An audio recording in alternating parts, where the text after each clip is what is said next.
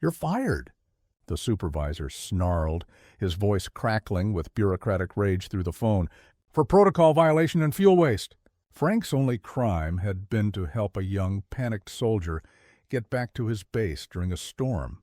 But what that supervisor, watching a glowing GPS dot on a screen miles away, didn't know was that the young soldier was a critical courier for a general directing the nation's largest military exercise, and that by breaking the rules, Frank Thompson hadn't just saved a soldier's career. He had just prevented a delay that could have compromised national security. Frank Thompson was the last driver of the last route of the night. At 67, he was a man carved from the same quiet, resilient oak as the rolling hills of his home state. His hands, though gnarled with arthritis, still held the steering wheel of his city bus with the steady, confident grip of the Army sergeant he had once been. For 20 years, he'd been part of the Transportation Corps, moving troops and supplies through landscapes far more dangerous than the rain-slicked streets of Northwood. Now his battlefield was Route 12, a winding, lonely road that ended at the city depot. He saw his work not as a job, but as a continuation of his service. He was still moving people, getting them home safely. He knew the regulars by name, the night shift nurses, the factory workers, the lonely souls who, like him, found a strange comfort in the rhythmic hum of the engine and the hiss of the hydraulic doors. He was the route's silent guardian. That night the sky had ripped open. Rain hammered against the bus's windows like angry fists, and the wind howled a mournful song. It was the kind of night that made the world feel small and vulnerable. Frank was just pulling into the depot, his shift officially over, when he saw him, a lone figure standing under the flickering, inadequate glow of a street lamp, getting soaked. It was a kid, no older than 20, wearing an Army combat uniform under a thin civilian jacket. He was drenched, shivering, and his face was a mask of pure, unadulterated panic. As Frank pulled the bus to a stop, the young soldier ran to the door, his movements frantic. Sir, is this the last bus?" he pleaded as the doors hissed open. Frank nodded. "Last one of the night, son." The soldier's face fell. "The base. I missed the last shuttle to Fort McKinley. I have to be back by 0500. I'm a courier. I have to deliver this," he said, clutching a small sealed briefcase to his chest as if it were his own heart. "A taxi will cost a fortune. I don't have it. I'll be AWOL." Frank looked at the young man. He saw not just a passenger, but a reflection of himself 40 years ago, young, scared, and burdened by the immense weight of duty. He saw the uniform, the desperation, and the unbreakable promise it represented. In that moment, the company rule book, with its strict adherence to routes and schedules, evaporated. But you won't believe this. His old sergeant's instincts took over. "Get on," Frank said, his voice a calm, steady rumble that cut through the storm's chaos. "Dry off. We'll figure something out." As the young soldier, a private first class named Miller, collapsed into a seat, Frank made a decision. He looked at the empty bus, then at the storm raging outside, then at the clock. It was a 20-mile detour to the base gate, a flagrant violation of every rule in the book. His supervisor, a petty tyrant named Dave Callahan, watched the GPS location of every bus like a hawk. Frank knew the consequences, but he also knew the consequences of a soldier failing his mission. He put the bus in gear, and instead of pulling into the depot's parking bay, he turned back onto the main road, heading away from the city, towards the fort. Miles away, in a brightly lit central office, Dave Callahan stared at his monitor, a vein throbbing in his temple.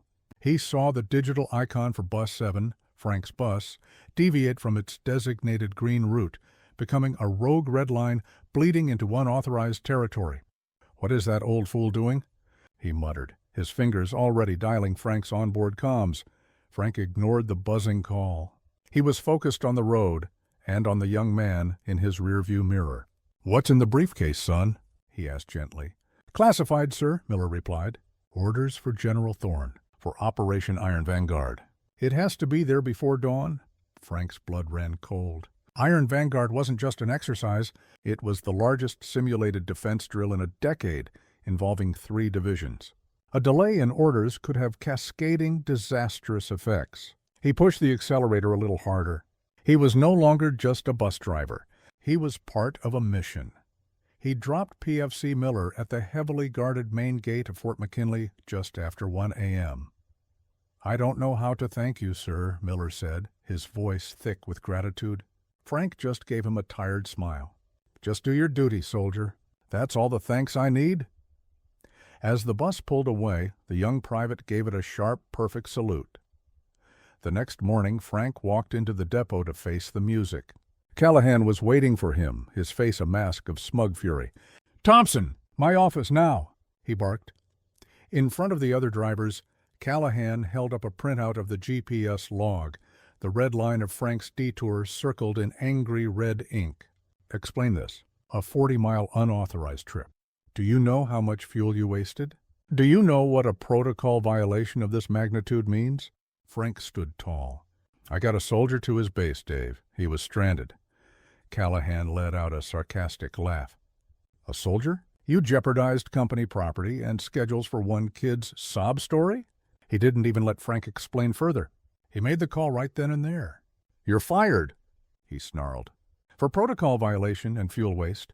Turn in your badge." Frank didn't argue. He placed his badge on the desk, looked his former boss in the eye with a quiet disappointment, and walked out. He hadn't seen the biggest surprise yet.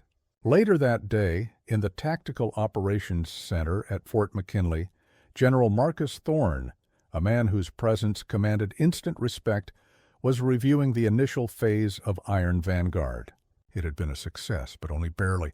"That Courier made it with seconds to spare," the general noted to his aide.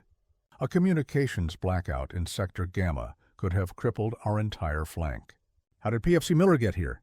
I thought the shuttle service was down." The aide checked the report. "Sir, it says here he was brought to the gate by a civilian city bus. The driver went 40 miles off route to get him here in the storm." The general paused, a thoughtful expression on his stern face. "A civilian bus driver did that?" He turned to his aide. "Find out who that driver is. I want to talk to him." And it was at this exact moment that everything changed. The next morning, as Dave Callahan was proudly boasting about how he finally got rid of that old Army relic, 2 black sedans with government plates pulled silently into the depot. General Thorne, in his full-dress uniform, stepped out. He walked into the depot, his very presence silencing the cavernous space. Callahan, seeing the stars on his shoulders, rushed forward, his face beaming. "General, an honor. What can we do for you?" The general's eyes were like ice. "I'm looking for one of your drivers." "Frank Thompson." Callahan's smile vanished. "Mr. Thompson is no longer with the company. A serious breach of protocol, I'm afraid." The general's voice dropped to a dangerously low level. "A breach of protocol? Your driver, a former sergeant of the United States Army, made a command decision in the field. He prioritized the completion of a critical military mission over your fuel budget. He understood that the contents of that briefcase were more important than your schedule. He showed more leadership and understanding of duty in one night than you have probably shown in your entire life." "And you fired him for it?" Callahan was speechless, his face ashen. The general wasn't finished. "The contract for all military personnel transport between this city and my base is up for renewal next month. Consider your bid rejected." He then turned and walked out, leaving a completely shattered Callahan in his wake. General Thorne found Frank at his small apartment, polishing his old service medals. He didn't just offer Frank his job back. He created a new one for him. A lucrative contract for Frank to run his own private shuttle service, becoming the exclusive transportation consultant for Fort McKinley, tasked with training new drivers on the real meaning of duty. Frank's last stop had become the first stop of a new honored chapter in his life. He had broken the rules, but he had upheld the code. And sometimes that's what makes a true hero. Kindness and merit are recorded, even when they go unnoticed. To continue hearing stories that prove it, don't forget to follow the Merit Ledger and leave a comment about a time when a small act of kindness made a huge difference. Because every life is a record worth reading.